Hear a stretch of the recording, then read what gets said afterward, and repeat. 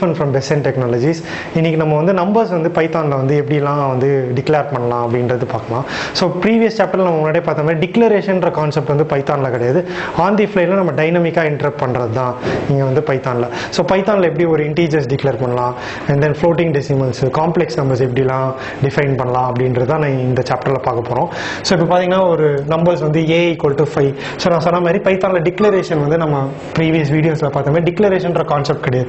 டைரெக்டாக a = 5 கொடுத்தனா type of a நீங்கள் பிரிண்ட் பண்ணிங்கன்னா it is going to say it is an integer, and then வந்து type இன்ட்னு print ஆகும். இப்போ b = 10.5 இதுக்கு வந்து பிரிண்ட் டைப் நான் கொடுத்தனா it is going to say class ஃப்ளோட்னு அப்படின்னு சொல்லுவோம். c வந்து காம்ப்ளெக்ஸ் நம்பர் 10 + 20j அப்படின்னு நான் கொடுத்தனா it is going to say இது வந்து காம்ப்ளெக்ஸ் நம்பர் அப்படின்னு. So again d = true it's a Boolean number. இந்த மாதிரி வெவ்வேறு விதமாக நம்ம வந்து நம்பர்ஸை வந்து இது பண்ணலாம், அண்ட் வெவ்வேறு டைப்ஸ் வந்து நம்ம வந்து அசைன் பண்ணலாம். So no declaration is needed, டைரெக்டாக நம்ம வந்து அசைன் பண்ணிட்டு யூஸ் பண்ணலாம்.